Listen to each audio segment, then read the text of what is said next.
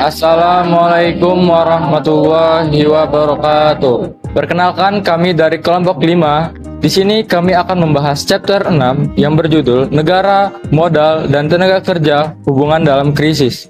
Semoga dapat dipahami.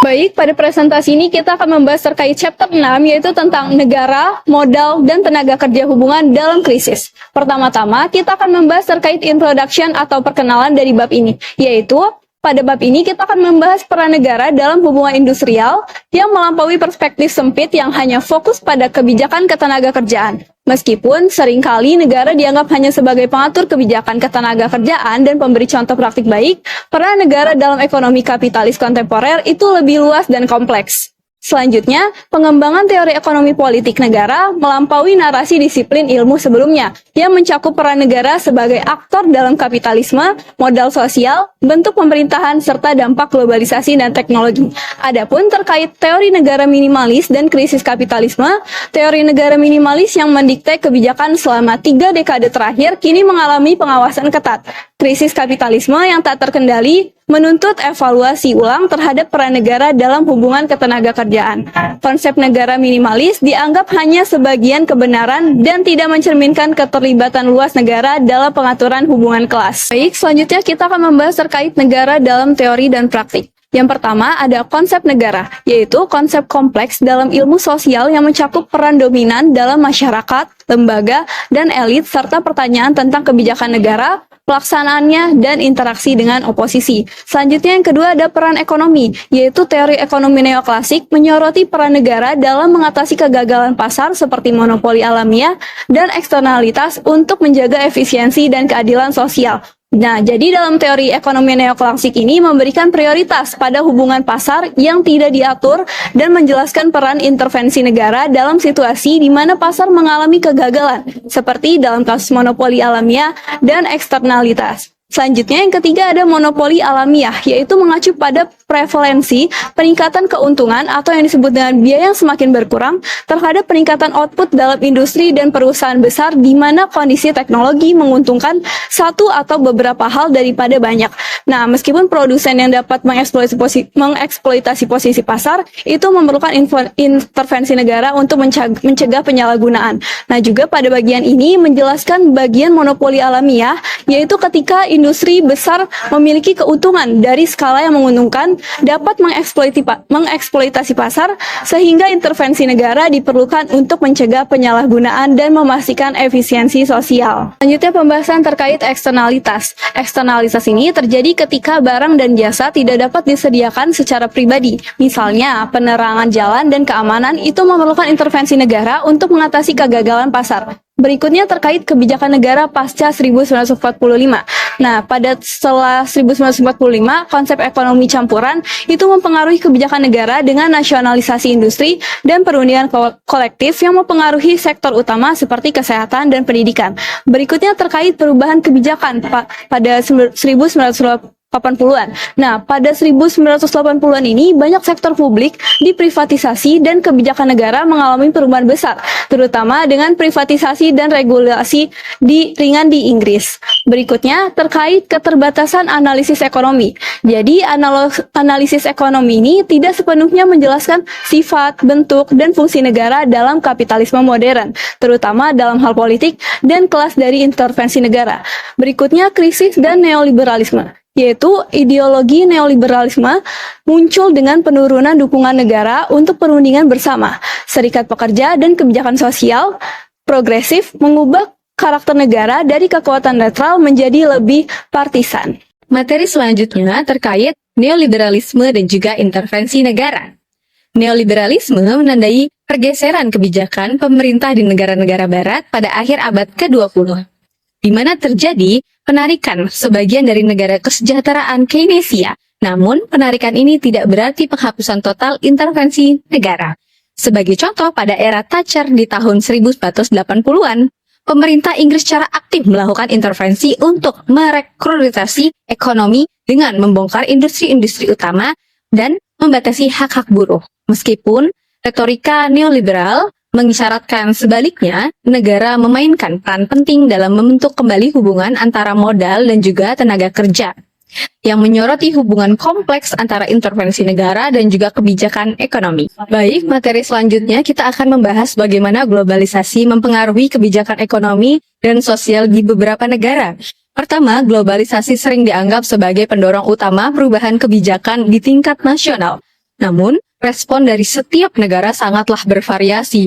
Yang kedua, di negara-negara berkembang, globalisasi memicu perbedaan terkait standar ketenaga kerjaan, terutama karena adanya liberalisasi, perdagangan, dan juga investasi. Ketiga, di negara maju, globalisasi sering mendorong pemerintah untuk melemahkan perlindungan sosial dan juga ketenaga kerjaan agar lebih kompetitif dalam menarik modal. Namun, tidak semua negara merespon dengan cara yang sama. Beberapa negara, seperti yang kita lihat di negara-negara Nordik, justru meningkatkan pengaruh sosialnya. Terakhir, penting untuk dicatat bahwa pengaruh globalisasi ini tidak selalu merupakan kenyataan ekonomi, tetapi seringkali didorong oleh ideologi atau persepsi tertentu. Beberapa ahli berpendapat bahwasanya pengaruh globalisasi lebih merupakan mitos daripada fakta. Materi selanjutnya, tenaga kerja baru dan ragam kapitalisme. Kebijakan ekonomi dan sosial Partai Buruh baru memiliki beberapa kesamaan dengan kebijakan pemerintah konservatif di tahun 1980-an dan awal 1990-an. Materi selanjutnya, Partai Buruh baru dan pendekatan konservatif. Partai Buruh baru lebih menekankan pentingnya keterampilan, pengetahuan, inovasi, dan kewirausahaan dalam meningkatkan produktivitas ekonomi. Berbeda dengan pendekatan konservatif yang lebih fokus pada penghapusan kekakuan pasar tenaga kerja. Kesinambungan antara kedua kebijakan ini dapat dilihat dari perspektif varietas kapitalisme yang diusulkan oleh Hall dan Soskice. Mereka membedakan antara ekonomi pasar liberal seperti Inggris, di mana koordinasi ekonomi dilakukan melalui pasar, dan ekonomi pasar terkoordinasi, di mana lembaga dan jaringan memainkan peran yang penting. Materi selanjutnya, negara, pemerintahan, dan hubungan ketenaga kerjaan. Selama 30 tahun terakhir, pemerintah konservatif dan buruh baru di Inggris telah menerapkan reformasi administrasi publik yang terinspirasi oleh sektor swasta, dikenal sebagai New Public Management atau NPM. Selanjutnya, New Public Management. Prinsip NPM menekankan pada penerapan praktik manajemen mikro dari sektor swasta ke dalam administrasi publik, dengan fokus pada pengukuran kinerja, akuntabilitas, dan koordinasi kebijakan serta layanan. Partai Buruh baru yang berkuasa pada tahun 1997 melanjutkan pendekatan ini dengan menekankan kebijakan yang berbasis bukti dan analisis dampak regulasi, untuk memastikan bahwa kebijakan publik efektif dan terukur. Model evaluasi NPM Inggris juga telah mempengaruhi kebijakan di tingkat Eropa. Baik, selanjutnya adalah dari pemerintahan ke pemerintahan multilevel. NPM dianggap sebagai bagian dari pergeseran dari pemerintah hierarkis ke model tata kelola yang mengurangi peran negara dalam kebijakan publik dan meningkatkan keterlibatan aktor non-negara.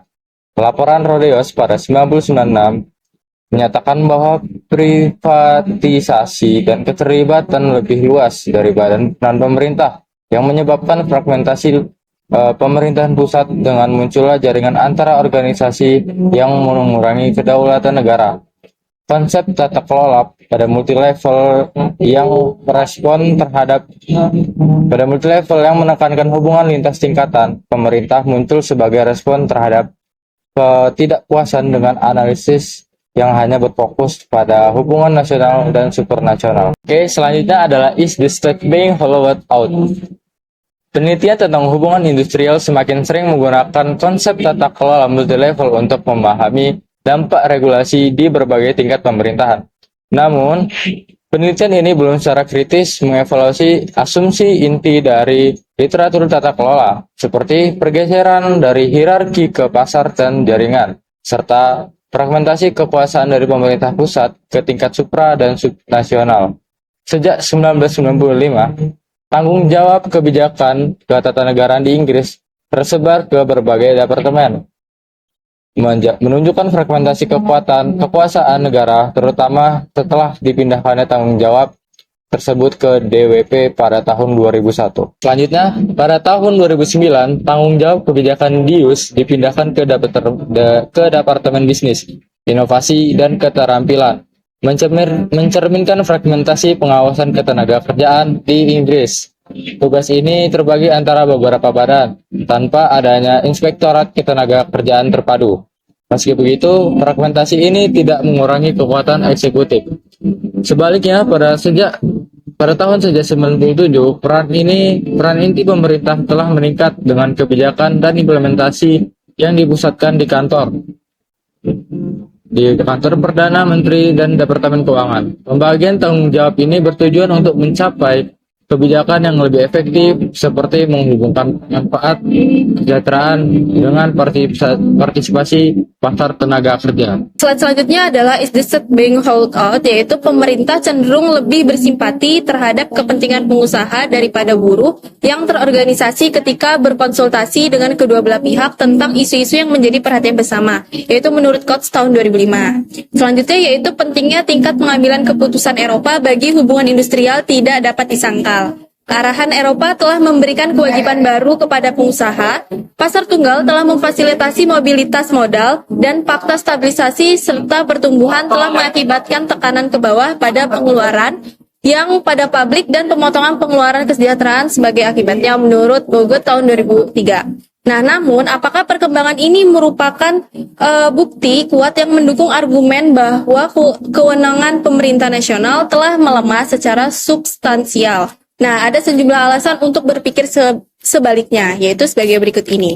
Nah, alasan untuk berpikir sebaliknya adalah yang pertama, yaitu pemerintah nasional memainkan peran penting dalam membentuk kebijakan Uni Eropa. Nah, yang kedua, yaitu penerapan metode koordinasi terbuka atau Open Method of Coordination atau OMC, yaitu berarti bahwa pencapaian tujuan kebijakan ekonomi dan sosial Uni Eropa sangat bergantung pada upaya sukarela pemerintah nasional. Nah, yang ketiga yaitu ada EC sendiri telah mempromosikan gagasan tata kelola multilevel sejauh pernyataan kebijakannya telah menekankan pentingnya dialog sosial yang luas.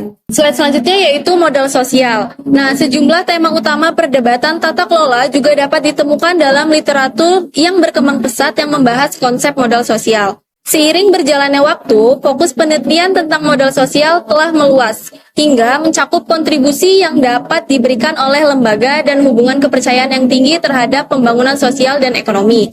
Nah, Serikat Pekerja sebagai asosiasi sukarela memang dapat dipandang sebagai perwujudan modal sosial, seperti halnya perundingan kolektif, dialog sosial, dan partisipasi pengusaha dan serikat pekerja dalam administrasi ketenagakerjaan. Peran di negara bagian perspektif modal sosial dalam hubungan industrial mungkin mengalami kesulitan dalam upaya menjelaskan keengganan pemerintah untuk mempromosikan dialog sosial.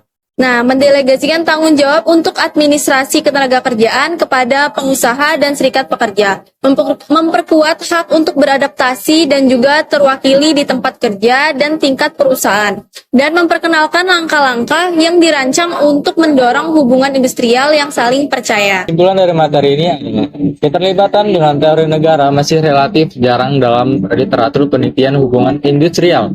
Memajukan agenda penelitian tata kelola multilevel akan membutuhkan lebih dari sekedar penyelidikan terhadap aktor, lembaga, dan aturan yang beroperasi, dan menghubungkan tingkat nasional, sub, dan supranasional. Krisis ekonomi saat ini dalam hal apapun kemungkinan akan mendorong penilaian ulang terhadap pandangan ini.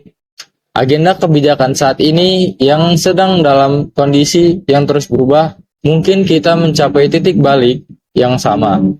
Kesulitan ekonomi yang selama ini terutama mempengaruhi sektor swasta hampir pasti akan dialami pada waktunya oleh sektor publik, karena pemotongan pengeluaran negara berdampak pada pekerjaan dan gaji. Sejauh mana aksi industri dan protes sosial akan meningkat dalam menghadapi ancaman terhadap standar hidup?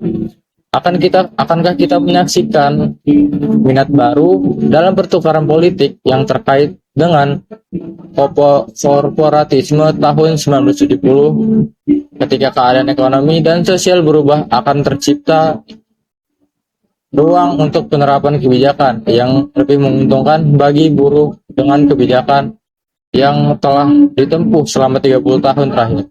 Dengan cara apa Kabinet Bisnis Domestik dan Internasional serta lembaga supranasional akan mencoba mempengaruhi kebijakan pemerintah?